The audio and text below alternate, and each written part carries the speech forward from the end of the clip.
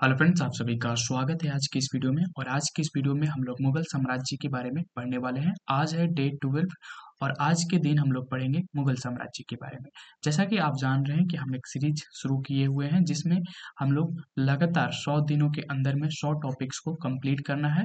इस सीरीज के अंतर्गत आपको history, geography, polity, economics, science और कंप्यूटर से रिलेटेड 100+ टॉपिक्स को कंप्लीट कराया जाएगा और सभी टॉपिक से 100 महत्वपूर्ण एमसीक्यू क्वेश्चंस को किया जाएगा, ठीक है, कराया जाएगा। तो उसी सीरीज में आज है 12वां दिन और 12वें दिन हम लोग मुगल साम्राज्य को पढ़ रहे हैं और इसमें देखेंगे 100 महत्वपूर्ण एमसीक्यू क्वेश्चंस को, ठीक है। चलिए, सबसे पहला सवाल जो यहाँ पर बनता है कि मुगल साम्राज्य के संस्थापक कौन थे। तो मुगल साम्राज्य के जो संस्थापक थे उनका नाम क्या था, तो उनका नाम था बाबर, ठीक है। तो बाबर ने मुगल साम्राज्य की स्थापना की थी 1526 ईस्वी में, ठीक है। 1526 ईस्वी में पानीपत के प्रथम युद्ध में इब्राहिम लोदी को पराजित कर भारत में मुगल साम्राज्य की स्थापना इन्होंने बाबर ने किया था, ठीक है। तो याद रखिएगा कि 1526 ईस्वी में पानीपत के युद्ध के बाद युद्ध में हरा करके इब्राहिम लोदी को, ठीक है, पानीपत के प्रथम युद्ध में उसको हराते हैं बाबर और फिर ये मुगल साम्राज्य की स्थापना करते हैं, ठीक है। तो यहाँ पर हमें दो चीजें याद रखना है, एक तो डेट 1526 का, इसी में पानीपत का युद्ध भी याद आपका हो जाएगा और ये डेट जो है मुगल साम्राज्य के स्थापना का साल भी है, ठीक है। चलिए आगे बढ़ेंगे। दूसरा प्रश्न यहाँ पर देखेंगे कि बाबर किस प्रसिद्ध शासक के वंशज थे। आपको बताना है कि बाबर किस प्रसिद्ध शासक के वंशज थे। तो ये जो बाबर थे यानी कि जो मुगल थे, ये आ, माता की ओर से चंगेज खान और पिता की ओर से तैमूर के वंशज थे, ठीक है। तो याद रखिएगा कि बाबर जो थे अपने पिता की ओर से तैमूर का वंशज थे और माता की ओर से चंगेज खान का वंशज थे, ठीक है। माता की ओर से चंगेज खान और पिता की ओर से तैमूर के वंशज थे, ठीक है। लेकिन एक बात यहाँ पर और भी ध्यान रखना है कि जो मुगल ये थे वो स्वयं को जो थे मंगोल कहलाना पसंद करते थे, ठीक है। खुद को क्या कहलाना पसंद करते थे, मुगल या मंगोल कहलाना ये पसंद करते थे, ठीक है। क्योंकि ये जो चंगेज खान जो थे, जो कि माता की ओर से जो चंगेज खान का जो वंशज था उससे ये खुद को नहीं जोड़ना चाहते हैं, क्योंकि चंगेज खान का जो इतिहास था वो थोड़ा क्रूर इतिहास था, नरसंहार उन्होंने बहुत ज्यादा किया हुआ था। तो इसी से ये खुद को नहीं जोड़ना चाहते थे, ठीक है। तो यहाँ पर जो हमें याद रखना है कि बाबर अपने पिता की ओर से तैमूर का वंशज था और माता की ओर से चंगेज खान का वंशज था, ठीक है। मुगल स्वयं को मुगल या मंगोल कहलाना पसंद करते थे क्योंकि चंगेज खान की याद नरसंहार से जुड़ी थी, ठीक है। तो ये चीजें आपको ध्यान में रखना है, ठीक है। चलिए, दूसरा के बाद यहाँ पर तीसरा प्रश्न है कि पानीपत का प्रथम युद्ध 1526 किसके बीच लड़ा गया था। तो अभी हम लोगों ने बात किया कि पानीपत का युद्ध जो था बाबर और इब्राहिम लोदी के बीच लड़ा गया, जिसमें बाबर की जीत होती है और इसी जीत के बाद इन्होंने मुगल वंश की स्थापना की थी, ठीक है। तो 1526 में पानीपत के प्रथम युद्ध में बाबर ने इब्राहिम लोदी को जो है पराजित किया और जिससे लोधी वंश समाप्त हो गया और भारत में मुगल साम्राज्य की नींव रखी गई, ठीक है। चलिए आगे बढ़ते हैं, चौथा प्रश्न देखेंगे। यहाँ पर है कि खानवा का युद्ध जो हुआ था 1527 में बाबर ने किसे पराजित किया। तो दो चीज याद रखना है, खानवा का युद्ध कब हुआ था, तो 1527 ईस्वी में खानवा का युद्ध हुआ था। अब यहाँ पर पूछा जा रहा है कि बाबर ने किसे पराजित किया था। तो जो खानवा का युद्ध हुआ था इसमें बाबर ने राणा संगा को पराजित किया था, ठीक है। तो खानवा का युद्ध जो हुआ था 1527 ईस्वी में हुआ था। 1527 में हुए इस खानवा के युद्ध में जो बाबर है उसने राणा संगा को पराजित किया था। याद रखिएगा 1527 में खानवा के युद्ध में बाबर ने राणा संगा को पराजित किया, ठीक है। और उसके बाद यहाँ पर बाबर जो था एक उपाधि लेता है, वो उपाधि था गाजी का उपाधि उसने धारण किया था इस युद्ध के बाद, ठीक है। चूंकि जीत गया था तो यहाँ पर इसने एक उपाधि गाजी की उपाधि धारण किया था बाबर। चलिए आगे बढ़ते हैं, यहाँ पर पांचवा प्रश्न देखेंगे कि बाबर की जीत के लिए निम्नलिखित में से कौन से कारक जिम्मेदार नहीं था। यहाँ पर पूछा जा रहा है जिम्मेदार नहीं था, यानी कि इसमें से कौन सा वो कारण है जो उसके विजय होने के लिए जिम्मेदार नहीं है, ठीक है। तो यहाँ पर हाथियों का बड़े पैमाने पर जो उपयोग है, ये जो कारक था ये ज्यादा यहाँ पर उपयोगी नहीं था, मतलब ये कारक उसके जीतने के लिए जिम्मेदार नहीं था। बाकी यहाँ पर तुलोगन तुलोगमा और अरबा रणनीति के माध्यम से यूज करने की वजह से वो जीतता था। तोपखाने का प्रभावी उपयोग सबसे ज्यादा ये, और बारूद का उपयोग जो था ये जो थे उसके विजय में सबसे ज्यादा भागीदारी मतलब कर रहे थे। ठीक है, तो जिम्मेदार कारकों में देखा जाए तो यहाँ पर तुलगमा और अरबा रणनीति था, दूसरा जो था वो तोपखाने का प्रभावी उपयोग था, और तीसरा बारूद का उपयोग था। जो नहीं था यहाँ पर, क्योंकि पूछा जा रहा है नहीं था, कौन इसमें नहीं था प्रभावी कारण, तो वह था हाथियों का बड़े पैमाने पर उपयोग करना।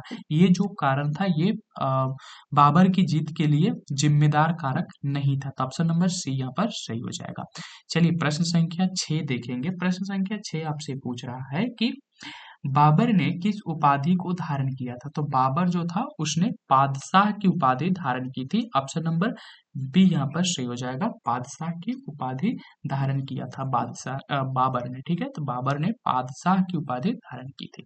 नेक्स्ट आगे बढ़ेंगे।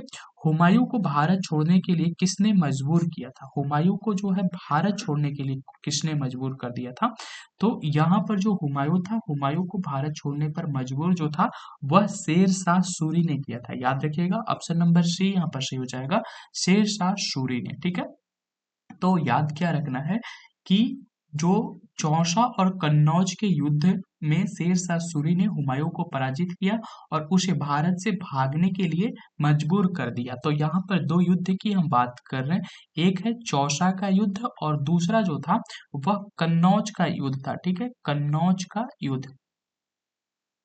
इन दोनों युद्धों में जो है शेर शाह सूरी ने हुमायूं को पराजित किया और उसे भारत से भागने पर मजबूर कर दिया।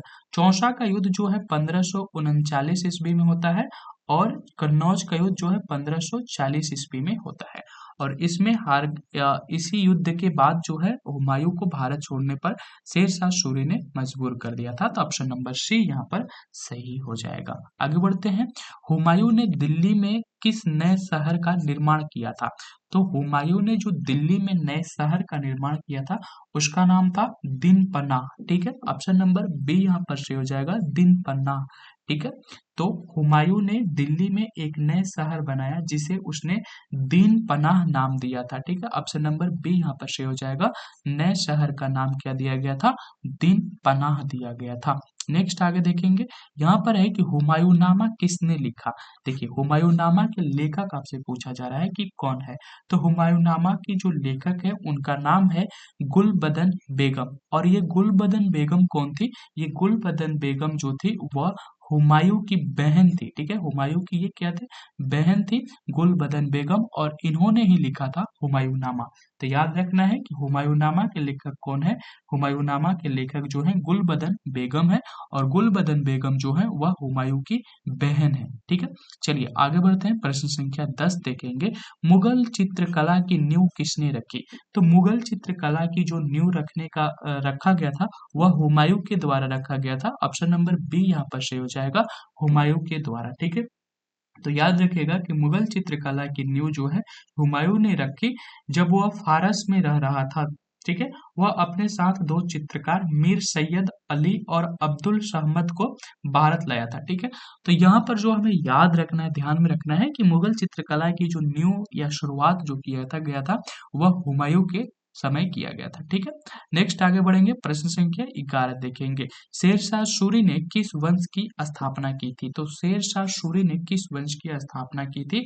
तो इन्होंने जो है सूर वंश की स्थापना की थी। Option number B.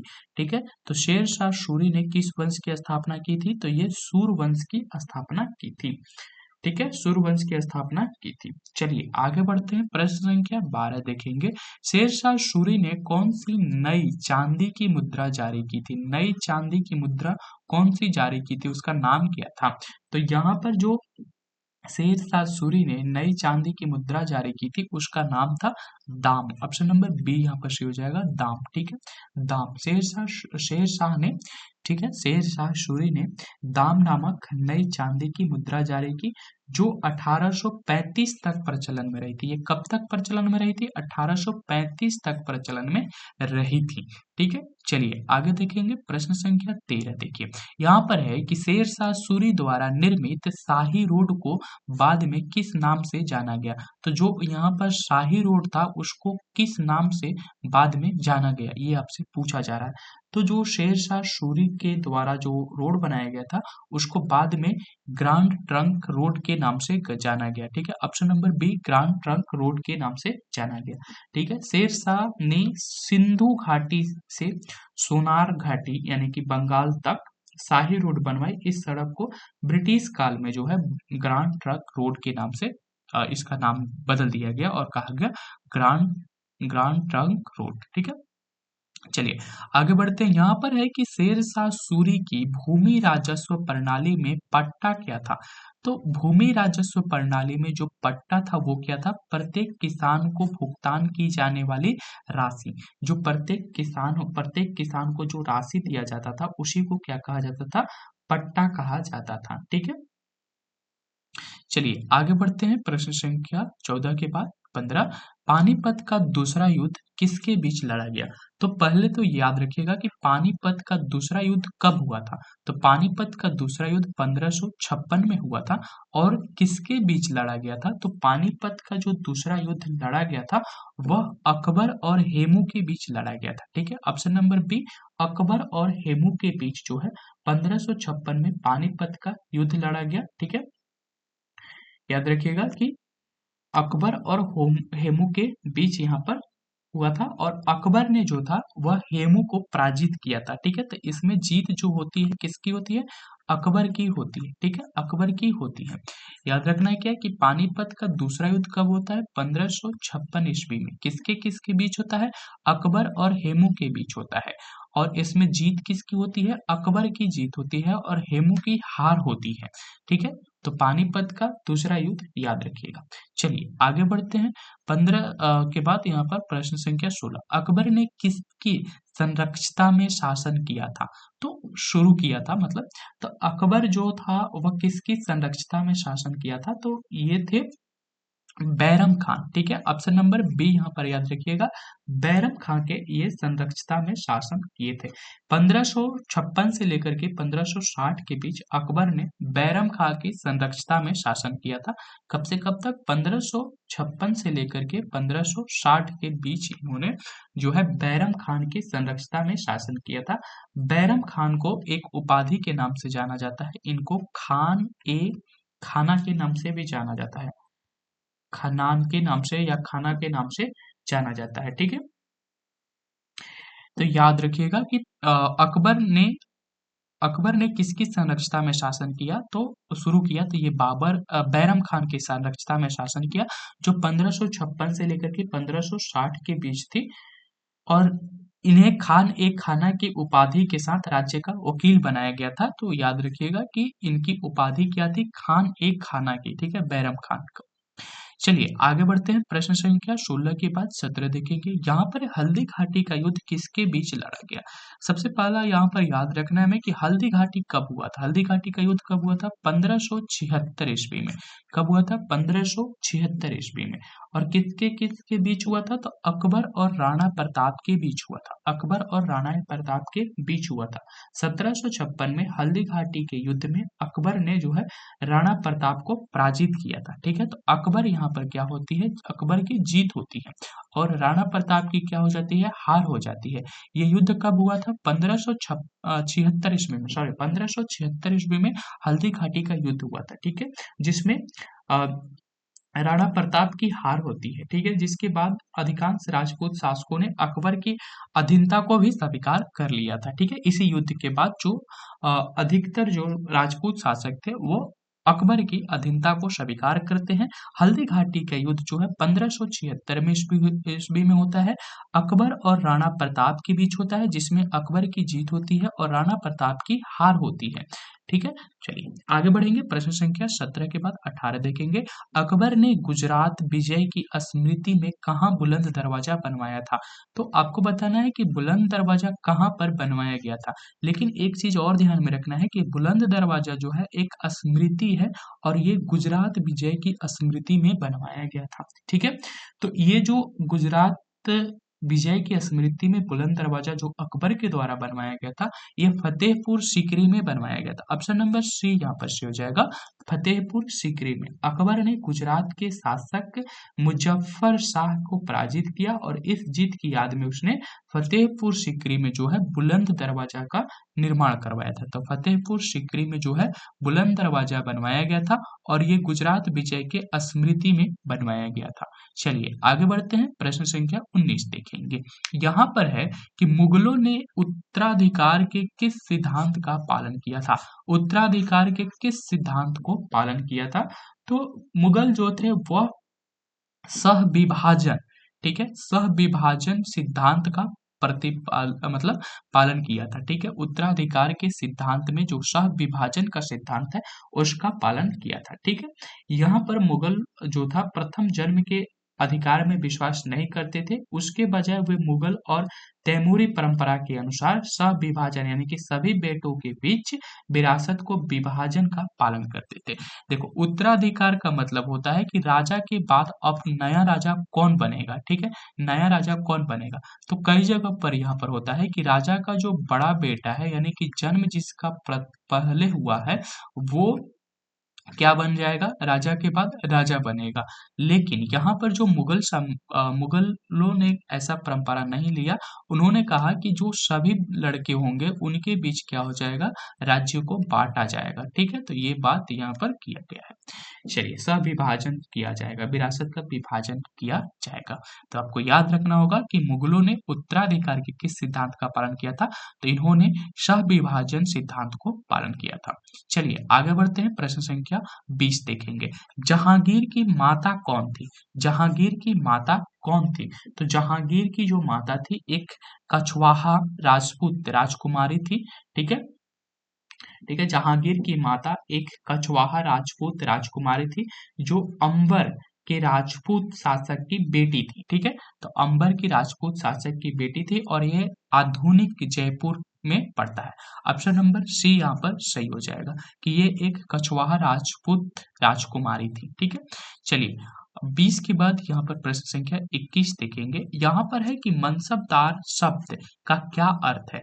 मनसबदार शब्द हम लोग कई बार सुनते हैं और इसका अर्थ होता है, इसका मतलब ये है कि यह एक पद या एक रैंक धारण करने वाला व्यक्ति को दर्शाता है। मनसबदार, ठीक है, मनसबदार क्या था, एक शब्द था और उस व्यक्ति को संदर्भित करता था जो मनसब अर्थात पद या रैंक को धारण करता था। ठीक है, तो ये एक शब्द था मनसबदार और ये किसी विशेष रैंक को दर्शाता था। ठीक है, तो ऑप्शन नंबर बी याद रखिएगा कि यह एक पद या रैंक धारण करने वाले व्यक्ति को दर्शाता था। ठीक है, चलिए आगे बढ़ते हैं। मनसबदारी प्रणाली में जात क्या निर्धारित करता था? देखिए, यहाँ पर मनसबदारी प्रणाली में जो जात होता था, जात जो आजकल की जाति प्रथा है उस पर आधारित नहीं थी, ये कुछ और था। ये क्या था, ये आपसे पूछा जा रहा। तो जो मनसबदारी प्रणाली में जात निर्धारित करता था वह रैंक और वेतन को निर्धारित करता था। क्या करता था, रैंक और वेतन को निर्धारित करता था। ठीक है, तो याद रखिएगा कि मनसबदारी प्रणाली में रैंक और वेतन जो था वह जात नामक संख्यात्मक मान द्वारा निर्धारित किए जाते थे। जितना अधिक जात उतना ही प्रतिष्ठित दरबार में पद और उतना ही अधिक वेतन होता था। ठीक है, तो जितना अधिक जात होगा, ठीक है, जितना अधिक जात होगा उतना ही बड़ा वो दरबारी होगा एक तरह से, यानी कि दरबार में उसका पद होगा। और ये एक संख्यात्मक संख्या था।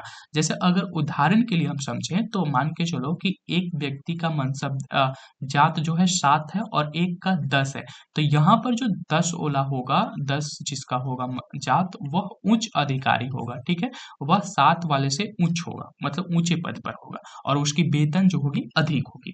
ठीक है, तो इस तरह से आप इसे समझ सकते हैं। चलिए आगे बढ़ते हैं। यहाँ पर प्रश्न संख्या 23 देखेंगे कि मनसबदार को कितने सवार या घुड़सवार रखने पड़ते थे।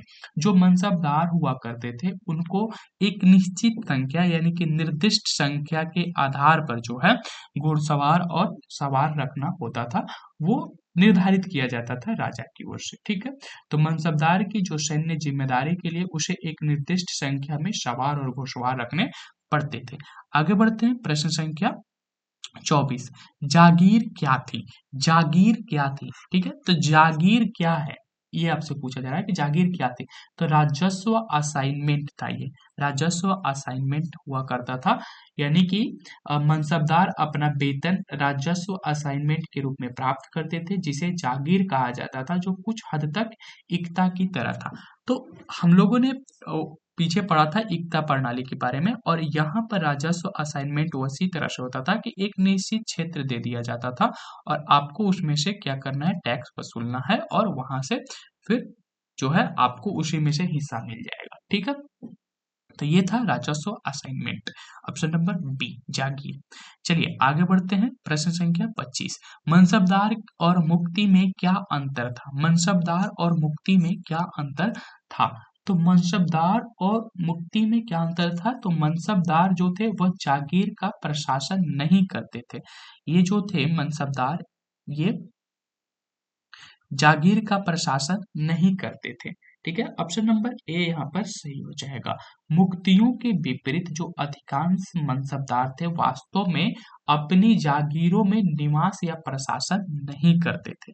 ठीक है, तो यही याद रखना है कि जो मनसबदार थे ये अपने जागीर में निवास नहीं करते थे या प्रशासन नहीं करते थे। उनके पास केवल राजस्व के लिए अधिकार था, इनके पास केवल टैक्स वसूलने का अधिकार था, वहां पर शासन प्रशासन करने का अधिकार नहीं था। ठीक है, और ये जो मनसबदार थे ये खुद भी न जाकर के अपने नौकर उकर को भेज करके ये टैक्स वसूल कर लेते थे। ठीक है, तो यही चीज याद रखना है कि मनसबदार और मुक्ति में क्या अंतर है। तो जो मनसबदार थे उनके जागीर का उन्हें प्रशासन का अधिकार नहीं था, वो प्रशासनिक अधिकार उनके पास नहीं था, उनके पास टैक्स कलेक्शन का अधिकार था। ठीक है, चलिए आगे बढ़ते हैं, प्रश्न संख्या 26 देखेंगे। अकबर के राजस्व मंत्री कौन थे जिन्होंने सावधानी पूर्वक सर्वेक्षण किया? यहाँ पर आपसे पूछा जा रहा है कि अकबर के राजस्व मंत्री कौन थे? ठीक है, कौन थे जिन्होंने सावधानी पूर्वक सर्वेक्षण करवाया था? तो अकबर के जो राजस्व मंत्री थे जिन्होंने सावधानी पूर्वक सर्वेक्षण करवाए थे वो टोडरमल थे। ऑप्शन नंबर बी यहाँ पर से हो जाएगा, टोडरमल थे ये। ठीक है, तो अकबर के राजस्व मंत्री टोडरमल ने 10 साल की अवधि के लिए जो है फसल उपज कीमतों और खेती के लिए नए क्षेत्रों का सावधानी पूर्वक इन्होंने सर्वेक्षण किया था, यानी कि जा जा करके जमीनों का सर्वेक्षण किया था कि किस तरह से उपज हो रही है, वहां पर किस तरह से टैक्स वसूला जाएगा, ये सारी चीजें।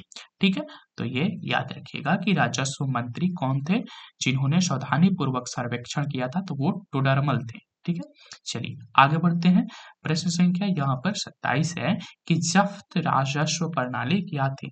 जब्त राजस्व प्रणाली क्या थी? तो जब्त राजस्व प्रणाली एक कर प्रणाली थी जो सर्वेक्षण और खेतों पर आधारित थी।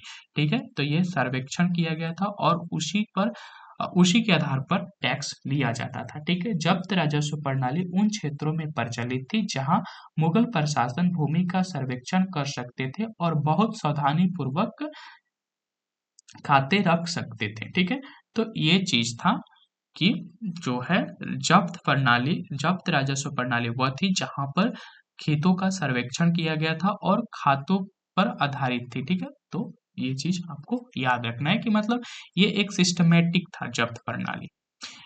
चलिए आगे देखते हैं, यहाँ पर है प्रश्न संख्या 28 की अकबरनामा किसने लिखी थी? अकबरनामा को किसने लिखा था? तो अकबरनामा के जो लेखक थे अबुल फजल थे। ऑप्शन नंबर बी यहाँ पर सही हो जाएगा, अबुल फजल। ठीक है, तो अकबर ने अपने करीबी मित्र और दरबारी अब्दुल फजल को अपने शासनकाल का इतिहास लिखने का आदेश दिया था। अबुल फजल ने जो है अकबरनामा नामक 3 खंडों का इतिहास लिखा था। ठीक है, तो यहाँ पर हमें जो याद रखना है कि अकबरनामा किसने लिखा था, तो अबुल फजल ने लिखा था, ऑप्शन नंबर बी। और ये दरबारी कवि थे अकबर के। ठीक है, दरबारी इतिहासकार थे और इनको आदेश मिला था और इन्होंने अकबरनामा लिखा था, 3 खंडों में इसे लिखा गया था। ठीक है। प्रश्न संख्या 29 देखेंगे। प्रश्न संख्या 29 आपसे पूछ रहा है कि ऐन अकबरी किस ग्रंथ का तीसरा खंड है। आईने अकबरी या ऐन अकबरी जो है किस ग्रंथ का तीसरा खंड है। तो ये जो तीसरा खंड है ये अकबरनामा का तीसरा खंड है। ठीक है, ऑप्शन नंबर बी यहाँ पर सही हो जाएगा। अकबरनामा का ये तीसरा खंड है। ठीक है, ऐने अकबरी अकबरनामा का तीसरा खंड है।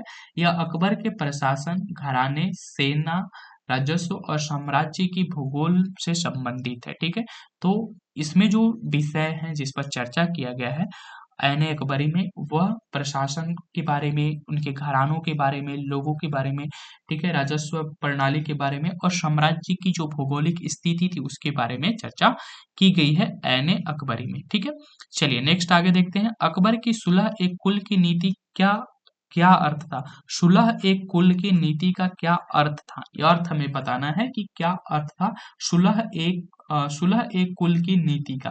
तो इसका अर्थ था सार्वभौमिक शांति का। ऑप्शन नंबर बी यहाँ पर सही हो जाएगा, सार्वभौमिक शांति का। ठीक है, तो सुलह एक कुल का अर्थ है सार्वभौमिक शांति था।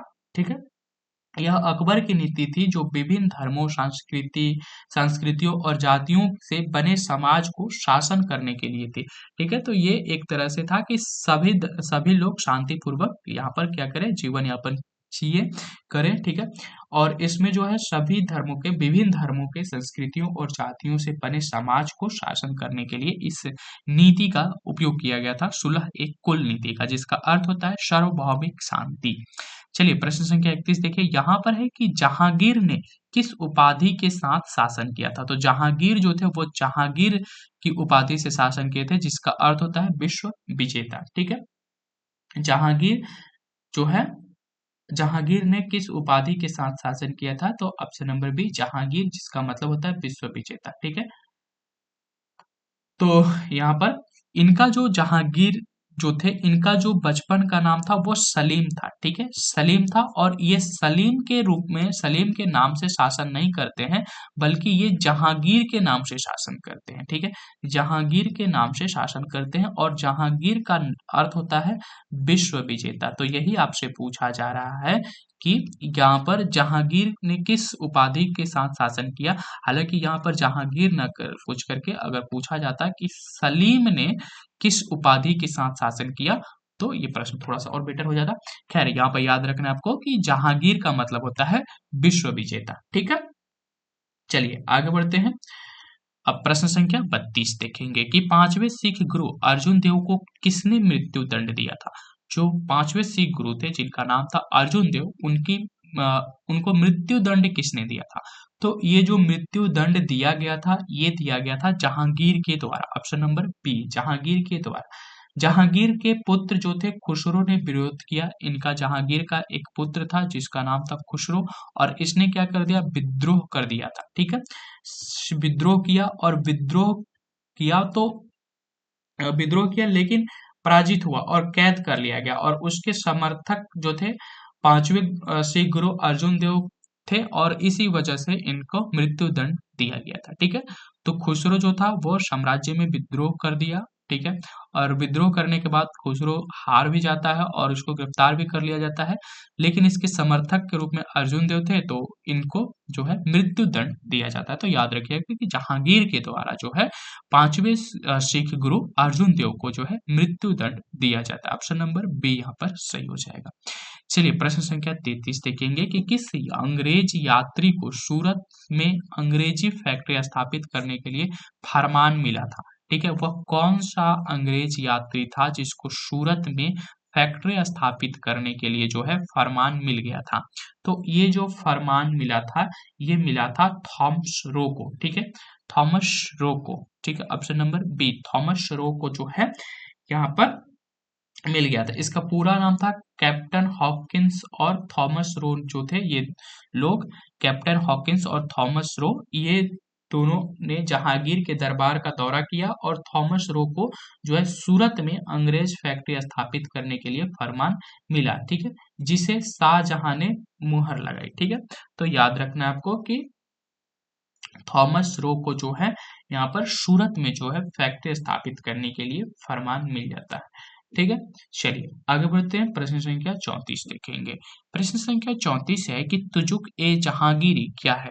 तुजुक ए जहांगीरी क्या है? तुजुक ए जहांगीरी आपसे पूछा जा रहा है, तो तुजुक ए जहांगीरी कुछ नहीं है, जहांगीर की आत्मकथा है। ठीक है, क्या है? जहांगीर की आत्मकथा है, जिसका नाम है तुजुक ए जहांगीरी, और ये फारसी में लिखी गई है। इसकी जो भाषा है तुजुक ए जहांगीरी की, ये फारसी भाषा में लिखा गया है। ठीक है, याद रखिएगा कि ये फारसी भाषा में लिखा गया है। नेक्स्ट आगे देखेंगे, यहाँ पर है कि नूरजहां ने जहांगीर से कब विवाह किया? जो नूरजहां थी वह जहांगीर से कब विवाह किया, डेट आपको बताना है। तो ये जो विवाह हुआ था, ये विवाह हुआ था 1611 ईस्वी में। ठीक है, तो नूरजहां ने जहांगीर से जो है 1611 ईस्वी में विवाह किया।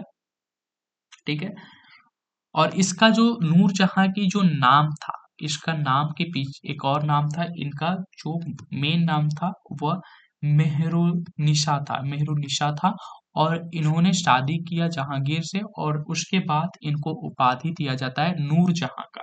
ठीक है, और ये नूरजहां की उपाधि लेती हैं शादी के बाद, और ये शादी होती है 1611 में। ठीक है, चलिए आगे देखेंगे। नेक्स्ट यहाँ पर है कि शाहजहां ने किस उपाधि के साथ सिंहासन संभाला? तो यहाँ पर जो शाहजहां की उपाधि है वो क्या था? तो शाहजहां की जो उपाधि थी वो शाहजहां था। ठीक है, Shahjahan, option number B, Shahjahan. याद रखना है कि शाहजहां ने 1628 में सिंहासन संभाला था। ये इन्होंने शासन कब संभाला? 1628 ईस्वी में। ठीक है, 1628 ईस्वी में। नेक्स्ट आगे बढ़ते हैं, यहाँ पर है कि शाहजहां की प्रिय पत्नी कौन थी? तो शाहजहां की जो सबसे प्रिय पत्नी थी वह मुमताज महल थी। Option number B, Mumtaz Mahal थी। ठीक है, मुमताज महल थी। और सिंहासन संभालने के 3 साल बाद शाहजहां की प्रिय पत्नी मुमताज महल की 1631 में मृत्यु हो जाती है। इनकी मृत्यु जो है 1631 ईस्वी में हो जाती है मुमताज महल की, और इसी के याद में, ठीक है, ताजमहल का निर्माण करवाया जाता है। चलिए आगे बढ़ते हैं, शाहजहां ने कौन सी नई राजधानी बनाई थी? शाहजहां ने कौन सी नई राजधानी बनाई थी? तो यहाँ पर जो शाहजहां थे, इन्होंने नई राजधानी जो बनाई थी वह, उसका नाम था Shahjahanabad. Option number C, Shahjahanabad. तो शाहजहां ने कौन सी नई राजधानी बनाई थी? उसका नाम था शाहजहानाबाद। ऑप्शन नंबर सी। ठीक है, दरबार, सेना और घराना आगरा से नई बनी शाहजहानाबाद में स्थानांतरित हो गए, जो लाल किला, जामा मस्जिद और चांदनी चौक के साथ दिल्ली के पुराने आवासीय शहर में एक नया जोड़ था। ठीक है, तो ये आपको याद रखना है बस, केवल कि जो शाहजहां थे उन्होंने एक नई राजधानी बनाई थी, जिसका नाम उन्होंने रखा था शाहजहानाबाद। ठीक है, आगे बढ़ते हैं, बादशाहनामा किसने लिखी थी? बादशाहनामा जो है किसने लिखी थी?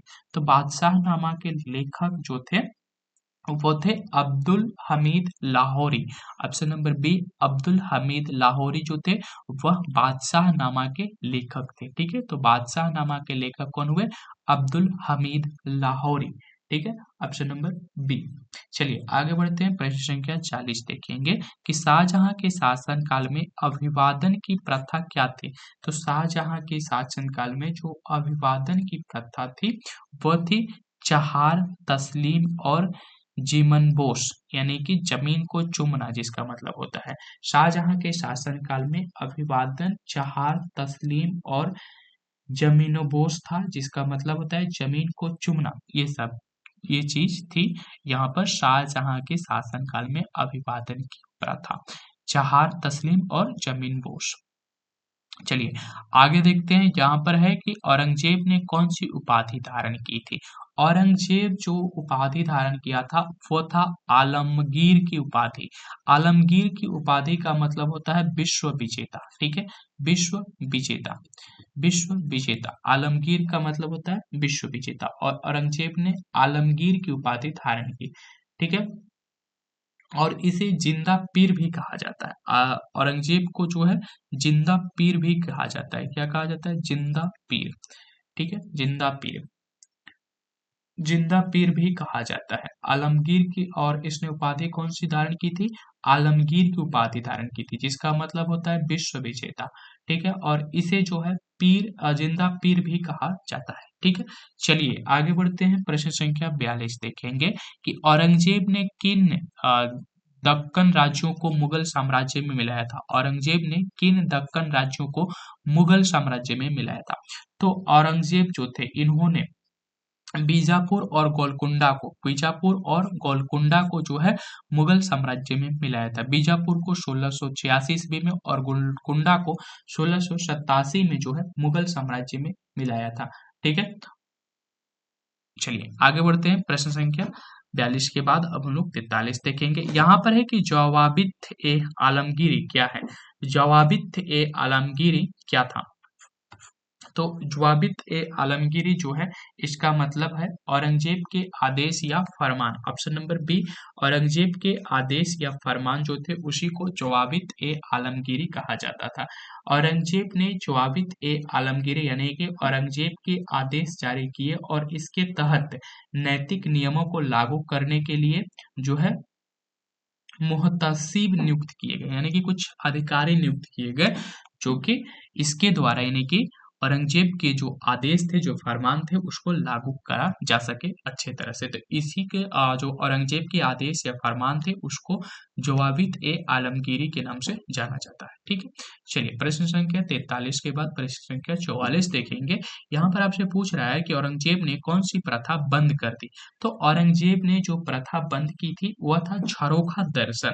औरंगजेब ने झरोखा दर्शन को बंद कर दिया। ठीक है, औरंगजेब ने झरोखा दर्शन की प्रथा जो है उसको बंद कर दिया था। ऑप्शन नंबर बी यहाँ पर सही हो जाएगा।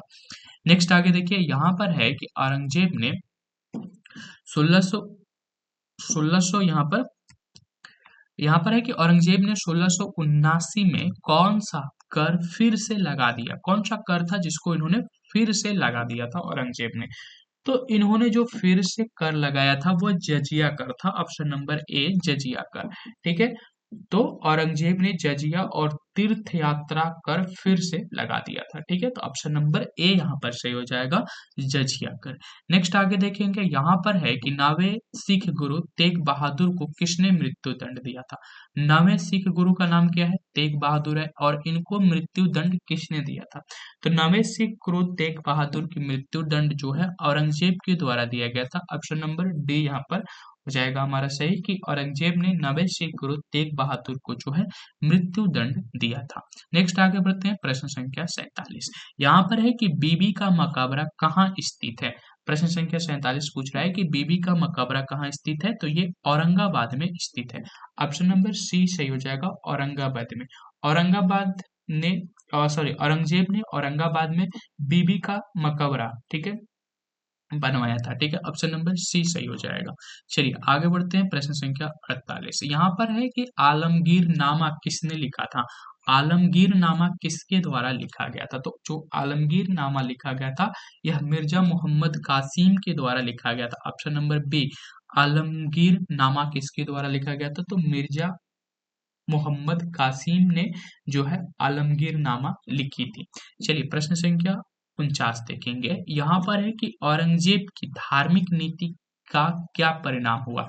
तो औरंगजेब की जो धार्मिक नीति थी उसका परिणाम ये हुआ कि राजपूत मराठे और सिख मुगलों के दुश्मन बन गए। ठीक है, राजपूत मराठे और ये जो सिख थे ये सभी जो है मुगलों के क्या हो गए? दुश्मन बन गए। ये थे औरंगजेब की धार्मिक नीति, क्योंकि इसने सिख गुरुओं को भी मृत्यु दंड दिया था और ये जो है आक्रमण कर रहा था सभी अलग अगल बगल के राजपूतों पर। ठीक है, राजाओं पर। तो औरंगजेब की जो धार्मिक नीति थी उससे राजपूतों, मराठों और सिखों को मुगल साम्राज्य के दुश्मन बनने के लिए जिम्मेदार थे। ठीक है, तो ऑप्शन नंबर बी यहाँ पर सही हो जाएगा। नेक्स्ट आगे बढ़ते हैं, प्रश्न संख्या 50। यहाँ पर है कि जागीरदारी प्रणाली क्या थी? जागीरदारी प्रणाली क्या थी? तो जागीरदारी प्रणाली जो थी वह राज्य की सेवा के लिए विशेष क्षेत्र के राजस्व का असाइनमेंट देना। ठीक है, एक विशेष क्षेत्र का जो है असाइनमेंट दे दिया जाता था कि आप यहाँ का टैक्स वसूलो और इसी से अपना वेतन ले लो। ठीक है, जागीरदारी प्रणाली राज्य की सेवा के लिए विशेष क्षेत्र के राजस्व का कुलीनों को असाइनमेंट की प्रणाली थी। यह मनसबदारी प्रणाली का एक अभिन्न अंग था। ठीक है, तो मनसबदारी प्रणाली का ही एक भाग था जो कि जागीरदारी दिया जाता था। जागीर के रूप में जो है मनसबदारों को कुछ क्षेत्र जो है दिया जाता था, असाइनमेंट दिया जाता था उनको कि आप इस क्षेत्र का टैक्स वसूलो लेकिन उनको जो है प्रशासन के अधिकार नहीं थे। ठीक है, चलिए आगे बढ़ते हैं। यहाँ पर है वतन जागीर क्या थी? वतन जागीर क्या थी? तो वतन जागीर जो था वह जमींदारों या राजाओं को उनके स्थानीय क्षेत्रों में दी गई वंशानुगत और गैर हस्तांतरणीय जागीर थी। ठीक है, तो वतन जागीर का मतलब होता है कि वैसा जागीर जो वंशानुगत हो, यानी कि अ, वंश पर आधारित हो। ठीक है, और इसको एक दूसरे को हस्तांतरित नहीं किया जा सकता है। ठीक है, जब भी मिलेगा तो वंश के ही, मतलब जैसे मान के चलो कि पिता को ये मिला है वतन जागीरी, तो उसके बाद उसके पुत्र को ही मिलेगा। ठीक है, ऐसा नहीं है कि किसी दूसरे गांव वाले को मिल जाएगा वो। ठीक है, तो ऐसा नहीं होता है। तो वतन जागीर यही था कि ये वंशानुगत था और ये गैर हस्तांतरणीय था। ठीक है, चलिए आगे बढ़ते हैं। यहाँ पर है कि मुगल साम्राज्य के पतन का प्रमुख कारण क्या था? आपसे पूछ रहा है कि प्रमुख कारण क्या था? तो जो मुगल साम्राज्य थी उसके पतन का जो प्रमुख कारण था, औरंगजेब के बाद स्थिरता की कमी। औरंगजेब के बाद जो भी राजाएं हैं उन्होंने साम्राज्य को संभाल नहीं पाया और कई सारी अस्थिरता बनी रही और उसी की वजह से मुगल साम्राज्य का पतन हुआ। तो याद रखिएगा कि औरंगजेब के बाद जो है स्थिरता की कमी ने मुगल साम्राज्य को बहुत प्रभावित किया। ठीक है, अधिकांश मुगल सम्राट शक्तिशाली कुलीनों के हाथों की कठपुतली बन करके रह गए। ठीक है, चलिए आगे बढ़ते हैं। 52 के बाद यहाँ पर 53 है कि नादिर शाह ने भारत पर कब आक्रमण किया था? नादिर शाह जो थे भारत पर कब आक्रमण किए थे? तो ये 1739 ईस्वी में किए थे। Option number A. Nadir Shah और अहमद शाह अब्दाली के आक्रमणों ने मुगल साम्राज्य की जो कमजोर सैन्य और राजनीतिक व्यवस्था थी उसको उजागर किया था। और आपको याद रखना है कि नादिर शाह ने 1739 ईस्वी में जो है भारत पर आक्रमण किया था। नेक्स्ट आगे बढ़ेंगे। यहाँ पर है कि जमींदार शब्द मुगलों द्वारा किसके लिए उपयोग किया जाता था? जो जमींदार शब्द था वह मुगलों द्वारा किसके लिए उपयोग किया जाता था? तो जो जमींदार था शब्द था वह सभी मध्यस्थ यानी कि गांव के मुखिया से लेकर के शक्तिशाली सरदार तक सभी के लिए जो है जमींदार शब्द का उपयोग किया जाता था। यानी कि जो गांव का मुखिया होता था वो और जो शक्तिशाली सरदार थे उनके लिए भी जमींदार शब्द का उपयोग किया जाता था। ठीक है, तो याद रखिएगा कि मुगलों ने जमींदार शब्द का उपयोग सभी मध्यस्थों के लिए किया, चाहे वो गांव के स्थानीय मुखिया हो या शक्तिशाली सरदार हो। ठीक है, चलिए प्रश्न संख्या 55 देखेंगे। यहाँ पर है कि शेरशाह सूरी ने भूमि को किस इकाई में मापा? वह कौन सी इकाई थी जिसमें शेरशाह सूरी ने भूमि को मापा था?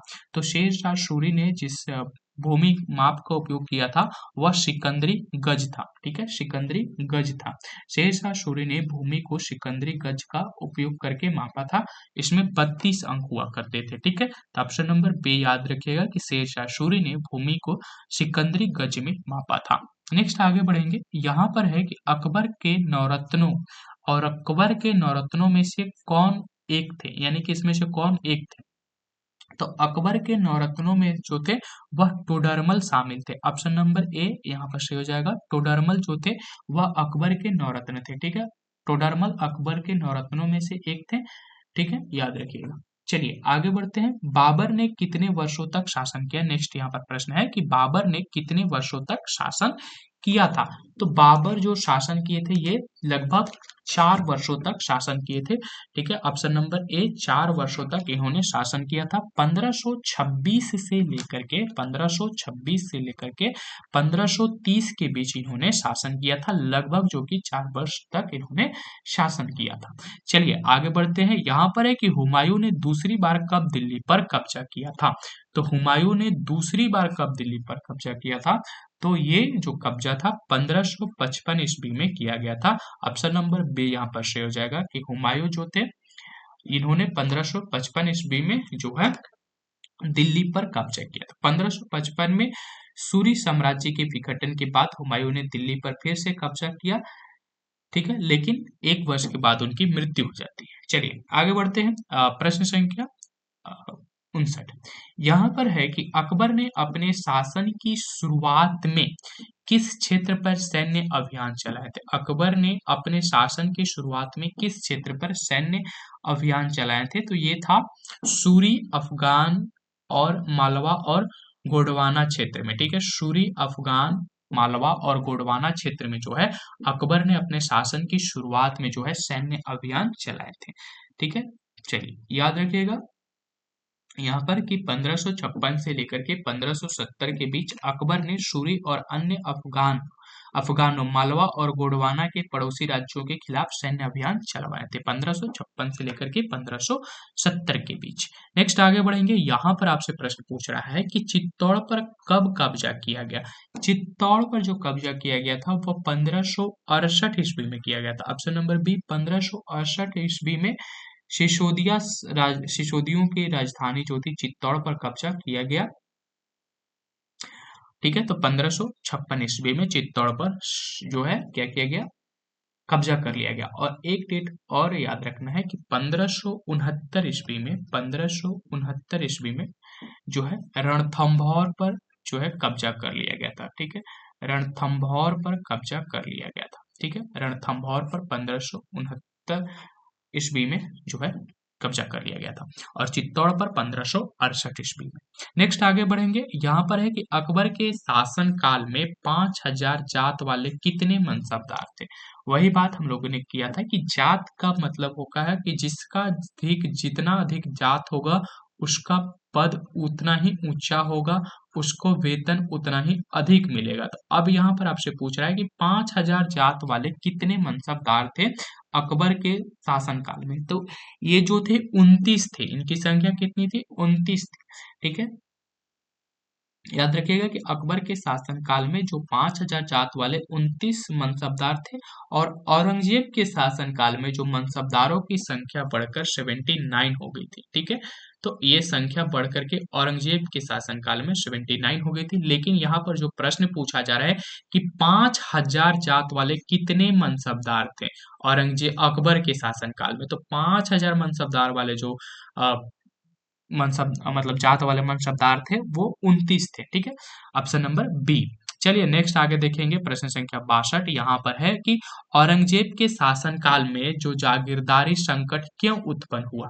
ठीक है, औरंगजेब के शासनकाल में जागीरदारी संकट क्यों उत्पन्न हुआ। ऑप्शन नंबर बी देखिए ध्यान में कि मनसबदारों की संख्या में भारी वृद्धि हुई और वास्तविक राजस्व कम होना। ठीक है, तो अभी हम लोगों ने बात किया था कि अकबर के समय में इनकी संख्या 29 थी, जो कि 5000 से अधिक जात वाले थे। ठीक है, वहीं पर जो औरंगजेब के शासनकाल में जो है 79 हो गए, तो यहाँ पर भारी वृद्धि हो गया। लेकिन यहाँ पर टैक्स जो था, टैक्स कलेक्शन वो कम होता गया। ठीक है, और इनको संभालना थोड़ा सा मुश्किल भी हो गया। ठीक है, तो मनसबदारों की संख्या में भारी वृद्धि हो गई और वास्तविक राजस्व जो था वो कम था। ठीक है, चलिए आगे बढ़ते हैं, प्रश्न संख्या 63 देखेंगे कि निम्नलिखित में से कौन सा कथन सही है। हमसे समय सही कथन को चुनना है। ऑप्शन ए है कि मनसबदार सवार बनाए रखने के लिए जिम्मेदार थे। अब कथन दूसरा है कि जागीरदार केवल राजस्व एकत्र करते थे, जागीर का प्रशासन नहीं करते थे। अब यहाँ पर आपसे पूछा जा रहा है कि इसमें से कौन सा सही है, तो एक और दो दोनों सही है, क्योंकि ये कथन दूसरा तो आपको याद ही होगा जिसमें हम लोगों ने बात किया था कि जो जागीरदार होते हैं वो केवल राजस्व एकत्र कर सकते हैं, जागीर का प्रशासन वो नहीं करते थे। दूसरा यहाँ पर पहला जो कथन था कि मनसबदार सवार बनाए रखने के लिए जिम्मेदार थे, तो इनको एक निर्दिष्ट संख्या दिया जाता था, एक निश्चित संख्या में जो है सवार रखना पड़ता था। ठीक है, तो याद रखिएगा कि एक और दो दोनों यहाँ पर जो कथन है वो सही है। नेक्स्ट आगे देखेंगे, प्रश्न संख्या 64 यहाँ पर है कि बाबर अपने जीवन काल में कौन सी भूमि जीतना चाहता था। तो बाबर जो था अपने जीवन काल में जो है वह समरकंद और फारगना को जीतना चाहता था। ऑप्शन नंबर बी यहाँ पर सही हो जाएगा, समरकंद और फारगना को जीतना चाहता था। फारगना जो थी उसकी अपनी जो थी अ, मातृभूमि थी। ठीक है, तो याद रखना है कि बाबर वास्तव में समरकंद और फारगना जो कि मुगल मातृभूमि को जीतना चाहता था, लेकिन परिस्थितियों ने उसे भारत की ओर मोड़ दिया। ठीक है, और ये भारत में आकर के अपना मुगल साम्राज्य की स्थापना करते हैं। ठीक है, तो ये याद रखिएगा कि वो समरकंद और फारगना को जीतना चाहते थे। चलिए आगे बढ़ते हैं, निम्नलिखित में से किस युद्ध में बाबर ने गाजी की उपाधि धारण की थी। तो हम लोगों ने बात इस पर भी किया था कि इन्होंने खानवा के युद्ध में जो है विजय प्राप्त किया और उसके बाद गाजी की उपाधि धारण करते हैं। और खानवा का युद्ध 1527 ईस्वी में होता है और ये बाबर और राणा संगा के बीच होता है। ठीक है, राणा संगा के बीच जो है ये युद्ध होता है और इसी युद्ध के बाद जो है बाबर जो है गाजी की उपाधि धारण कर लेते हैं। ठीक है, इतनी चीजें याद रखना है। नेक्स्ट आगे बढ़ते हैं, घाघरा का युद्ध कब हुआ था? तो घाघरा का युद्ध जो है 1529 ईस्वी में हुआ था। अब आगे प्रश्न देखिए कि घाघरा का युद्ध 1529 में बाबर ने किसे पराजित किया था? जो घाघरा का युद्ध था उसमें बाबर ने किसको पराजित किया था, किसको हराया था? तो जो घाघरा का युद्ध था इसमें जो हार हुई थी वह महमूद लोदी का हार हुआ था। तो याद रखिएगा कि घाघरा का युद्ध जो है बाबर और महमूद लोदी के बीच हुआ था। ये 1529 ईस्वी में हुआ था और इसमें हार जो है महमूद लोदी का हुआ था। ठीक है, चलिए आगे बढ़ते हैं। प्रश्न संख्या 67 देखेंगे। यहाँ पर प्रश्न संख्या 67 है कि हुमायूं का मकबरा किसने बनवाया था? हुमायूं का जो मकबरा है वो किसके द्वारा निर्मित करवाया गया था? तो हुमायूं का जो मकबरा है वो हमीदा बानो बेगम के द्वारा निर्मित करवाया गया था। Option number B, Hamida Bano Begum के द्वारा। तो हुमायूं की विधवा हमीदा बानो बेगम ने हुमायूं का मकबरा बनवाया, जो यूनेस्को विरासत स्थल में भी शामिल किया गया है। ठीक है, तो ऑप्शन नंबर बी यहाँ पर याद रखना है सिर्फ कि हुमायूं का जो मकबरा है वह हमीदा बानो बेगम के द्वारा बनवाया गया था। Option number B. चलिए आगे देखते हैं। नेक्स्ट प्रश्न यहाँ पर है कि शेर शाह के प्रशासन में अमील कौन थे? अमील कौन थे? शेर शाह के प्रशासन में जो अमील थे वो क्या थे? तो अमील जो थे वह राजस्व अधिकारी हुआ करते थे। ठीक है, तो शेर शाह के प्रशासन में राजस्व अधिकारियों को जो है अमील कहा जाता था। ठीक है, तो राजस्व अधिकारी को क्या कहा जाता था? अमील कहा जाता था, जो राजस्व के रिकॉर्ड बनाए रखने और इसके बाद मतलब रिकॉर्ड बनाने का काम करते थे। ठीक है, तो ऑप्शन नंबर बी यहाँ पर सही हो जाएगा। राजस्व अधिकारी को जो है शेर शाह के प्रशासन में अमील कहा जाता था। नेक्स्ट देखिए, यहाँ पर है कि शेर शाह की भूमि राजस्व प्रणाली में राज्य का हिस्सा क्या था? जो यहाँ पर शेर शाह की जो भूमि राजस्व प्रणाली थी उसमें राज्य का हिस्सा कितना होता था, यानी कि टैक्स कितना वसूला जाता था किसानों से? तो यहाँ पर जो टैक्स वसूला जाता था वह 1/3 औसत उपज का था। ठीक है, ऑप्शन नंबर सी, 1/3 वसूला जाता था। शेर शाह की राजस्व प्रणाली में राज्य का हिस्सा जो था औसत उपज का 1/3 था, जो इसे नकद या फसल में भुगतान किया जा सकता है। आप या तो नकद दे दें या फिर फसल के रूप में ही दे सकते हैं। तो ये राज्य का 1/3 भाग हुआ करता था। चलिए आगे बढ़ते हैं। यहाँ पर है कि शायर शरायस शरायस क्या थी? शरायस क्या थी? तो शरायस जो थी आवास और डाकघर के रूप में सेवा करने वाले विश्राम गृह होते थे। ठीक है, आवास और डाकघर के रूप में सेवा करने वाले विश्राम गृह होते थे। तो शेर शाह ने सरायों मतलब सराय का मतलब होता है क्या? निवास स्थान। ठीक है, सराय सराय का मतलब होता है आवास। ठीक है, आवास। तो यहाँ पर जो शेर शाह ने जो है सराय बनवाए जो डाकघर के रूप में भी सेवा करती थी। कई सराय बाजार शहरों में विकसित हुई। तो यहाँ पर जो सराय थी वो क्या थी? एक तरह से आवास था, एक तरह से आवास करने का स्थान बनाया गया था। ठीक है, तो याद रखिएगा कि आवास और डाकघर के रूप में सेवा करने वाला विश्राम गृह था ये। चलिए आगे बढ़ते हैं। यहाँ पर है कि अकबर के शासन काल में दीवान ए बिराजत किस विभाग का प्रभारी हुआ करता था? तो अकबर के शासन काल में जो दीवान ए बिराजत हुआ करता था वह राजस्व और वित्त से जुड़ा हुआ अधिकारी था। ठीक है, अकबर के शासन काल में दीवान ए बिराजत या इसी को ये जो था दीवान ए बिराजत ये वजीर राजस्व और बीत का प्रभारी होता था। तो बीत राजस्व और बीत का प्रभारी हुआ करता था दीवान ए बिराजत अकबर के शासनकाल में। चलिए आगे देखेंगे। यहाँ पर है कि जहांगीर ने न्याय चाहने वालों के लिए आगरा किले में क्या स्थापित किया था? तो जहांगीर ने न्याय चाहने वालों के लिए जंजीर ए अदल, ठीक है, जंजीर ए अदल का निर्माण करवाया था। तो जहांगीर ने शाही न्याय को चाह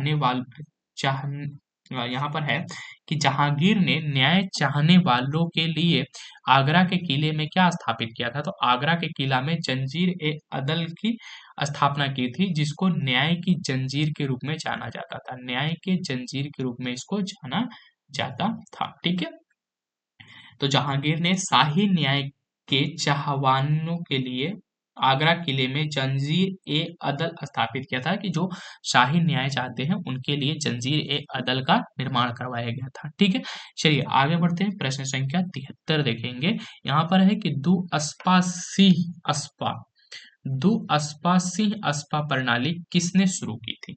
तो दु अस्पा सिंह अस्पा प्रणाली जो है ये शुरू किया गया था जहांगीर के द्वारा। Option number B.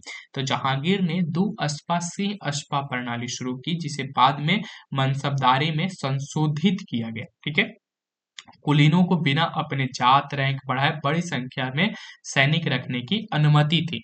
ये दु अस्पा सिंह अस्पा प्रणाली में जो थी, यह भी एक तरह से जो है मनसबदारी व्यवस्था ही था, जिसको बाद में संशोधित करके इसको मनसबदारी में संशोधित किया गया था। ठीक है, तो ये बनाया गया था। ठीक है, और ये भी उसी तरह से काम करता था, बस शर्ते यहाँ पर जात में जो है बिना वृद्धि किए, यानी कि जात यानी कि उस संख्या में बिना वृद्धि किए जो है सैनिकों को रखने और पदों में जो है वृद्धि किया जा सकता था। ठीक है, तो ये चीजें थी। चलिए आगे देखते हैं। यहाँ पर है कि शाहजहां की दक्कन नीति का क्या परिणाम हुआ? शाहजहां ने जो दक्कन नीति अपनाई थी उसका क्या परिणाम हुआ? तो इसका परिणाम ये हुआ कि वह सफल रहे। ठीक है, ऑप्शन नंबर बी, वह सफल रहे। ठीक है, अहमदनगर को पराजित किया, बीजापुर और गोलकुंडा ने संधि की। तो शाहजहां की जो दक्कन नीति थी अधिक सफल रही, उसने अहमदनगर की सेनाओं को पराजित किया। ठीक है, इस दक्कन नीति में जो है अहमदनगर को क्या हुआ? पराजित किया गया। ठीक है, अहमदनगर को पराजित किया गया और बाकी जो थे जो उनको साथ संधि कर लिया गया। ठीक है, संधि कर लिया। बीजा और गोलकुंडा दोनों ने सम्राट के साथ संधि कर लिया। बीजा और जो गोलकुंडा था, बीजापुर और गोलकुंडा, ये क्या कर लिए? संधि कर लिए। ठीक है, ये दोनों क्या किए? संधि कर लिए और अहमदनगर को पराजित कर दिया गया। तो ये थी शाहजहां की दक्कन नीति। नेक्स्ट आगे बढ़ते हैं, जो कि सफल रही। यहाँ पर है कि शाहजहां ने कौन सा क्षेत्र उजबेगों से जीतने में असफल रहा? ठीक है, तो यहाँ पर है कि शाहजहां ने कौन सा क्षेत्र उजबेगों से जीतने में असफल रहा? तो ये था बल्ख का क्षेत्र। जो बल्ख का क्षेत्र था, इसको जीतने में वो असफल रहे। तो उत्तर पश्चिम में उजबेगों से बल्ख पर कब्जा करने का अभियान जो था वो असफल रहा। ठीक है, तो याद रखना है ये कि बल्ख का जो क्षेत्र था वो असफल रहा। चलिए आगे बढ़ते हैं। यहाँ पर है कि मशीर ए आलमगीरी पुस्तक किसने लिखी थी? मशीर ए आलमगीरी पुस्तक क्या बताती है? क्या बताती है ये? तो मशीर ए आलमगीरी पुस्तक क्या बताती है? तो ये औरंगजेब के शासन के बारे में बताती है। Option number B. ठीक है, और ये जो लिखा गया था मुस्तैद खान के द्वारा लिखा गया था। ठीक है, तो मशीर ए आलमगीरी जो है वह मुस्तैद खान के द्वारा लिखा गया था। मुस्तैद खान इसके लेखक थे और ये औरंगजेब के शासन के बारे में बताता था। मशीर ए आलमगीरी पुस्तक औरंगजेब के शासन पर जो है प्रकाश डालता था, उसके बारे में हमें बताता है। इसके लेखक का नाम था मुस्तैद खान। चलिए नेक्स्ट आगे देखिए। यहाँ पर है कि औरंगजेब ने किस उत्सव बंद कर दिया? किस उत्सव का उत्सव मतलब उत्सव बंद करवा दिया था? कौन से पर्व का? ठीक है, तो यहाँ पर ऑप्शन नंबर बी है, दशहरा और नवरोज का जो उत्सव था उसको बंद करवा दिया था। ठीक है, तो औरंगजेब ने दशहरा और नवरोज के उत्सव को बंद कर दिया और ठीक है, बंद कर दिया। ठीक है, चलिए ऑप्शन नंबर बी। और इसने ये काम भी किया था कि शाही जो ज्योतिषी और खगोलविद को भी इसने सेवा से खारिज करते, जो शाही जो राजाओं के पास जो खगोलविद हुआ करते थे और जो ज्योतिषी हुआ करते थे, उनको उनको भी सेवा के पद से हटा दिया गया और उनको मतलब हटा दिया गया और दशहरा और नवरोज का उत्साह को बंद कर दिया गया था औरंगजेब के द्वारा। नेक्स्ट आगे बढ़ते हैं। औरंगजेब ने मनसबदारी प्रणाली में कौन सी अतिरिक्त रैंक बनाई? तो मनसबदारी प्रणाली में अतिरिक्त रैंक जो बनवाई गई थी वह मशरूत की रैंक बनवाई गई थी। Option number C. तो मनसबदारी प्रणाली में औरंगजेब ने मशरूत यानी कि सशर्त नामक अतिरिक्त रैंक बनाई और पशुओं के चारे की लागत के लिए जो है खुराक ए दवाब नामक एक कटौती जोड़ी गई। देखिए यहाँ पर जो हमसे पूछा जा रहा है वो ये कि औरंगजेब ने मनसबदारी प्रणाली में एक अतिरिक्त रैंक क्या बनाई, तो वह मशरूत था। बाकी जैसे कि जात जो होता था ये था, सवार भी हुआ करता था कि कितने मनसबदार थे वो सवार रख सकते थे। जात की संख्या जैसे ही बढ़ेगा उसका वेतन बढ़ जाता था, उसका पद बढ़ जाता था। वतन एक प्रकार का मनसबदारी व्यवस्था थी। तो इसमें जो जोड़ा गया वह मशरूत को जोड़ा गया था औरंगजेब के द्वारा। तो ऑप्शन नंबर सी सिर्फ याद रखना है, बाकी चीजें आप भूल सकते हैं। चलिए आगे बढ़ते हैं। यहाँ पर है कि निम्नलिखित में से कौन सी मुगल जागीर वंशानुगत और गैर हस्तांतरणीय था। वह कौन सा जागीर था जो वंशानुगत था और गैर हस्तांतरणीय था। तो ये जो था वो था ऑप्शन नंबर सी, वतन जागीर, जिसके बारे में हम लोगों ने अभी चर्चा किया था कि वतन जागीर जो था वह जमींदारों या राजाओं को उनके स्थानीय क्षेत्रों में दी जाती थी और ये वंशानुगत हुआ करता था और इसको हस्तांतरित नहीं किया जा सकता है। ऑप्शन नंबर सी सही हो जाएगा। चलिए नेक्स्ट यहाँ पर प्रश्न देखिए कि औरंगजेब की मृत्यु के बाद उत्तराधिकार के युद्ध में कौन विजय हुआ। जब औरंगजेब की मृत्यु हो जाती है तो उत्तराधिकार का युद्ध होता है, उस युद्ध में कौन जीतता है, तो इस युद्ध में मुअज्जम जीतता है। ऑप्शन नंबर बी मुअज्जम, जो कि बहादुर शाह के नाम से जाना जाता है। आगे चल करके इसे बहादुर शाह के नाम से जाना जाता है। ठीक है, तो बहादुर शाह के नाम से जाना जाता है। ठीक है, इसमें आपको याद रखना है कि जो औरंगजेब की मृत्यु के बाद जो उत्तराधिकार का युद्ध हुआ था उसमें मुअज्जम जीतता है। चलिए आगे बढ़ते हैं। यहाँ पर है कि शाह ए बेखबर, शाह ए बेखबर की उपाधि किसे दी गई है। तो शाह ए जो बेखबर की उपाधि दी गई थी ये बहादुर शाह को दिया गया था, बहादुर शाह को दिया गया था। मुगल साम्राज्य के इतिहासकारों ने जैसे खफी खान ने जो है बहादुर शाह को जो है खान ए बेखबर की उपाधि दी थी। तो इसे बहादुर शाह को जो है खान ए बेखबर की उपाधि दी गई थी। ऑप्शन नंबर ए हमारा सही हो जाएगा। चलिए आगे बढ़ते हैं। निम्नलिखित में से कौन सा कथन सत्य है। कौन सा कथन यहाँ पर सत्य पूछ रहा है आपसे, कौन सा कथन सत्य है।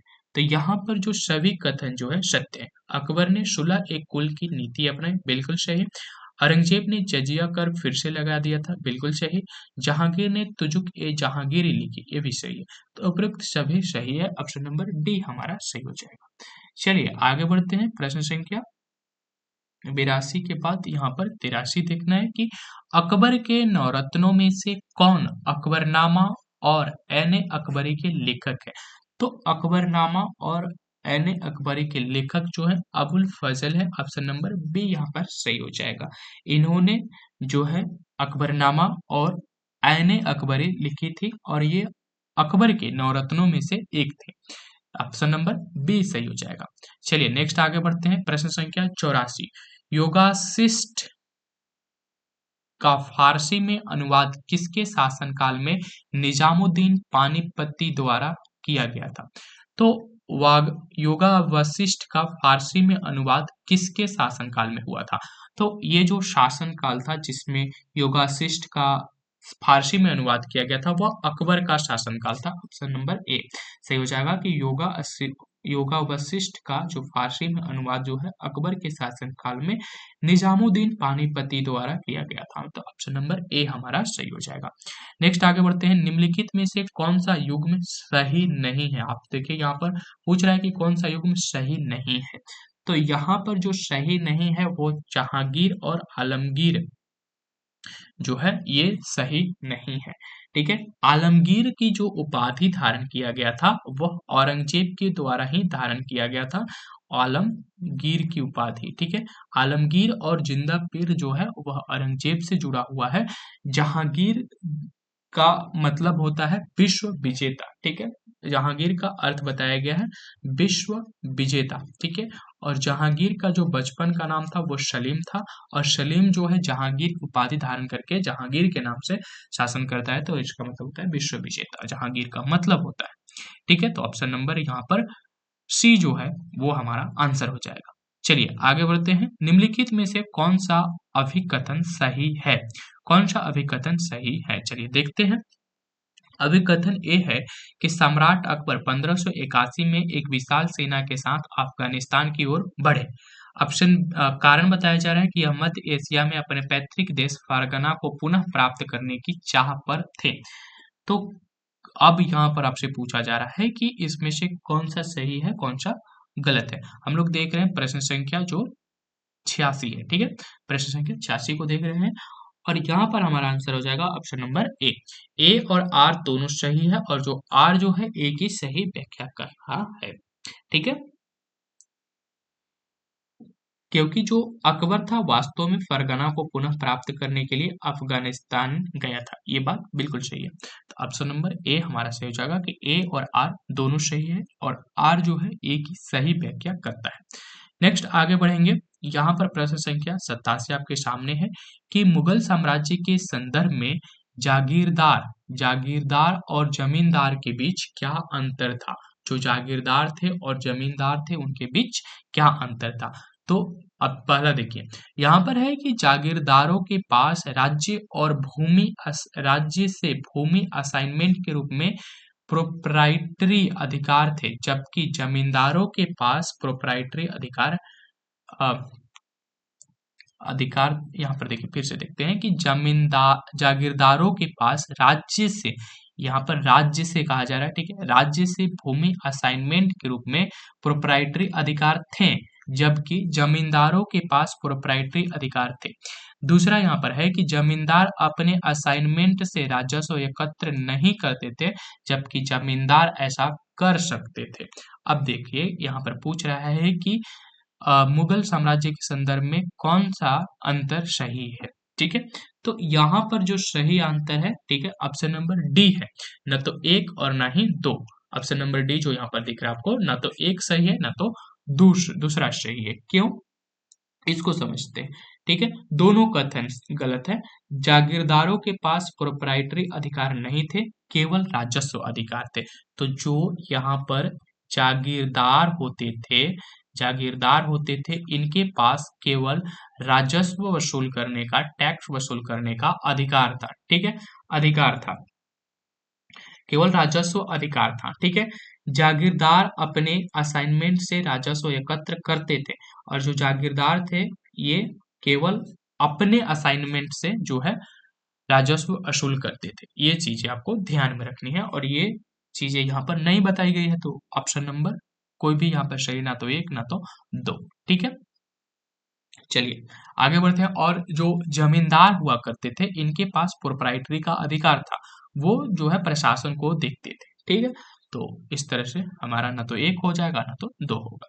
चलिए आगे बढ़ते हैं। यहाँ पर है कि बाबर की विजय में निम्नलिखित में से कौन सा कारक महत्वपूर्ण नहीं था। तो बाबर की विजय में जो महत्वपूर्ण कारण नहीं था तो वो था हाथियों की बड़ी सेना, ऑप्शन नंबर डी। ये जो था एक महत्वपूर्ण कारण नहीं बनता है, बाकी सभी जो है इसके विजय के महत्वपूर्ण कारण थे। चलिए आगे देखते हैं। यहाँ पर है कि खासा खैल क्या था। खासा खैल क्या था। खसा खैल क्या था, तो ये जो है खासा खैल शेर शाह की व्यक्तिगत शाही सेना थी, ठीक है, शेर शाह की व्यक्तिगत शाही सेना थी जिसको खसा खैल कहा जाता है, ठीक है। तो इसको याद रखिएगा। चलिए आगे बढ़ते हैं। यहाँ पर है कि शेरशाह के प्रशासन में सिकदार और मुंसिफ किस स्तर पर थे। तो सिकदार और मुंसिफ जो थे वह किस स्तर पर थे, तो ये जो थे वह सरकार के स्तर पर थे, ऑप्शन नंबर बी, ठीक है। शेरशाह का जो साम्राज्य था, यहाँ पर हम लोग देख रहे हैं कि जो शेर शाह के प्रशासन में जो सिकदार और मुंसिफ जो थे वह सरकार के स्तर पर थे। तो इसको याद रखिएगा कि शेर शाह का जो साम्राज्य था वह सरकारों में विभाजित था, ठीक है।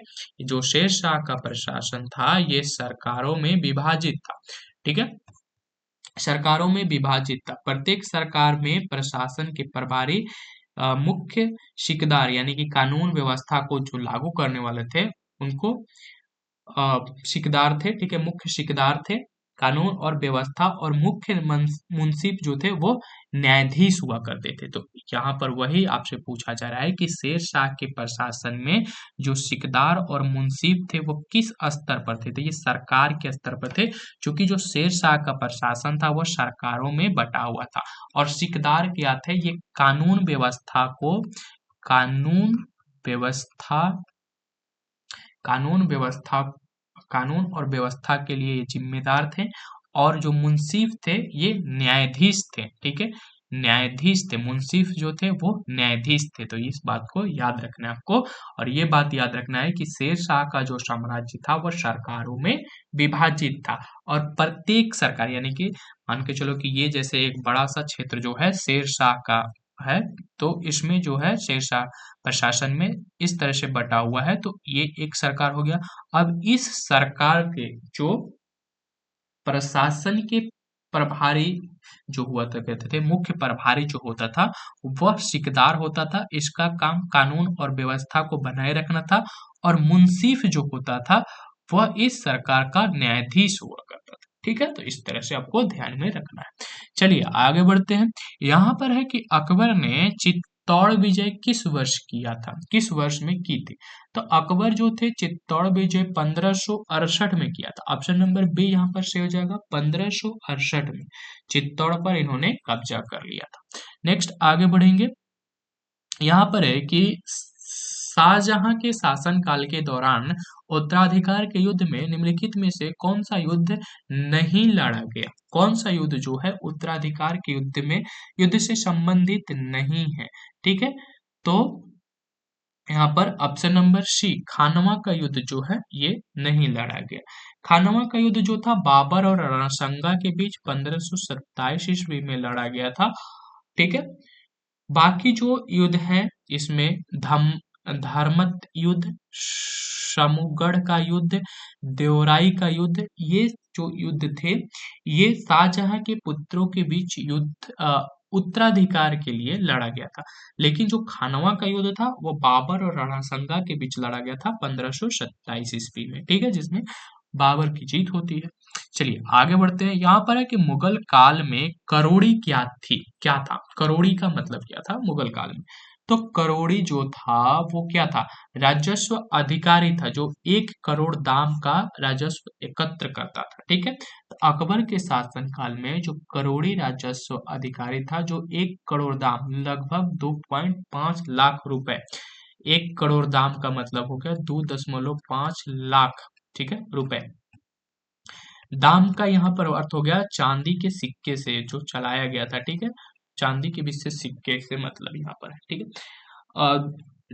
2.5 लाख रुपए का राजस्व एकत्र करने के लिए जो जिम्मेदार था उसको जो है मुगल काल में करोड़ी कहा जाता था। ठीक है, तो ऑप्शन नंबर यहाँ पर 20 सही हो जाएगा कि वह राजस्व अधिकारी जो 1 करोड़ दाम का राजस्व एकत्र करता था। नेक्स्ट आगे बढ़ेंगे। यहाँ पर है कि फतेहपुर सीकरी की स्थापना किसने की थी। फतेहपुर सीकरी की स्थापना जो किया गया था वह अकबर के द्वारा किया गया था। ऑप्शन नंबर सी सही हो जाएगा कि अकबर ने 1571 में, कब किया था, 1571 में फतेहपुर सीकरी की स्थापना की और इसे अपनी राजधानी बनाया। ठीक है, और ये शेख सलीम चिश्ती को सम्मानित करने के लिए बनवाया गया था। ठीक है, तो फतेहपुर सीकरी की स्थापना अकबर ने 1517 में किया था। ठीक है, और फतेहपुर सीकरी की जो स्थापना की गई थी वह शेख सलीम चिश्ती को सम्मानित करने के लिए बनवाया गया था। चलिए आगे देखते हैं। यहाँ पर है कि निम्नलिखित में से कौन सा युग्म सही है, आपसे पूछा जा रहा है कि कौन सा सही है। चलिए देख लेते हैं। चौसा का युद्ध, ठीक है, चौसा का युद्ध कब हुआ था, तो 1539 में हुमायूं बनाम शेर शाह, बिल्कुल सही है। दूसरा है कि तालिकोटा का युद्ध 1565 में दक्कन सुल्तानों बनाम विजयनगर, ये भी सही है। पानीपत का तीसरा युद्ध 1761 में मराठा बनाम अहमद शाह अब्दाली, ये भी सही है। तो तीनों सही है, तीनों युग में सही है। चौसा का युद्ध 1539 में हुमायूं और शेर शाह के बीच लड़ा गया था। ठीक है, दूसरा है कि तालिकोटा जो है 1565 में और पानीपत का युद्ध 1761 ईस्वी में लड़ा गया था। ठीक है, मराठों और अहमद शाह अब्दाली के बीच जो है 1761 में पानीपत का तीसरा युद्ध हुआ था। तो यहाँ पर ऑप्शन नंबर डी सही हो जाएगा। 1, 2 और 3 सभी सही है। ठीक है, यानी कि ये तीनों जो कथन है वो तीनों युग में जो है सही मिलाया गया है। नेक्स्ट आगे हम लोग बढ़ते हैं और यहाँ पर प्रश्न संख्या 96 देखेंगे कि दीन ए इलाही क्या था। दीन ए इलाही क्या था? तो ये अकबर द्वारा शुरू की गई एक सिक्रेटिक धार्मिक नीति थी। ठीक है, सिक्रेटिक धार्मिक नीति थी। दीन ए इलाही या तौहीद ए इलाही, इसको 1582 में जो है अकबर द्वारा शुरू की गई थी। एक सिक्रेटिक धार्मिक नीति थी। यह विभिन्न धर्मों के तत्वों को मिलाकर बनाई गई थी। ठीक है, तो दीन ए इलाही क्या था? तो एक सिंक्रेटिक धर्म था और ये 1582 ईस्वी में बनाया गया था। इसकी विशेषता ये थी कि विभिन्न धर्मों के जो है अच्छी चीजों को शामिल करके इसको बनाया गया था। ठीक है, चलिए आगे बढ़ते हैं। यहाँ पर है कि मुगल साम्राज्य में मीर बख्शी का क्या कार्य था? तो मुगल साम्राज्य में जो मीर बख्शी थे उनका काम था सैन्य प्रशासन और खुफिया विभाग का, ये प्रमुख हुआ करते थे उसको देख रेख का। ठीक है, तो मीर बख्शी जो थे सैन्य प्रशासन और खुफिया विभाग का प्रमुख था। यह मनसबदारों की नियुक्ति में भी महत्वपूर्ण भूमिका निभाते थे। खैर यहाँ पर हमें जो याद रखना है कि ये सैन्य प्रशासन और खुफिया विभाग का प्रमुख हुआ करते थे मीर बख्शी मुगल साम्राज्य में। नेक्स्ट आगे देखेंगे। यहाँ पर है कि निम्नलिखित में से किस मुगल सम्राट ने सबसे लंबे समय तक शासन किया था? तो ये प्रश्न जो है पीपीएससी में पूछा गया है इस बार ही। ठीक है, यानी कि 2025 वाले में। ठीक है, आ, तो यहाँ पर जो पूछा जा रहा है कि निम्नलिखित में से किस मुगल सम्राट ने सबसे लंबे समय तक शासन किया था? तो ये जो है औरंगजेब ने शासन किया था। ठीक है, ऑप्शन नंबर बी।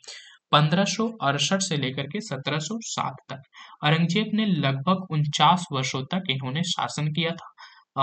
1668 से लेकर के 1668 से लेकर के 1707 तक शासन किया था, जो मुगल सम्राटों में सबसे लंबा शासन था। अकबर ने लगभग सॉरी, यहाँ पर हम लोग देख रहे हैं औरंगजेब ने लगभग जो है 49 वर्षों तक शासन किया था। ठीक है, ऑप्शन नंबर बी सही हो जाएगा। ठीक है, चलिए आगे बढ़ते हैं। यहाँ पर है कि ताजमहल का निर्माण किस नदी के किनारे किया गया था? तो ताजमहल का जो निर्माण है वह यमुना नदी के किनारे किया गया था। Option number B. शाहजहां ने अपनी प्रिय पत्नी मुमताज महल की याद में आगरा में यमुना नदी के किनारे ताजमहल बनवाया था। इसका निर्माण 1632 से लेकर के 1653 तक चला। तो 1632 से लेकर के 1653 के बीच चला। ये आगरा में जो है ताजमहल जो है यमुना नदी के तट पर बनाया गया है। ठीक है, और ये मुमताज महल की याद में बनवाया गया है। नेक्स्ट प्रश्न और लास्ट प्रश्न देखते हैं। यहाँ पर है कि मुगल साम्राज्य के संदर्भ में निम्नलिखित कथनों पर विचार कीजिए। यहाँ पर 4 कथन दिए गए हैं। ठीक है, और पूछ रहा है कि उपरोक्त में से कौन सा कथन सही है। ठीक है, तो यहाँ पर पहला है कि बाबर ने भारत में मुगल साम्राज्य की स्थापना की, बिल्कुल सही। अकबर ने सुलह ए कुल की नीति अपनाई, बिल्कुल सही। औरंगजेब ने मुगल साम्राज्य की अधिकतम विस्तार किया, यह भी सही है। शाहजहां ने ताजमहल बनवाया, यह भी सही है। तो यानी कि चारों सही हैं। उपरोक्त में से सभी कथन सही है। तो option number 4, option number D उपरोक्त में से सभी सही है।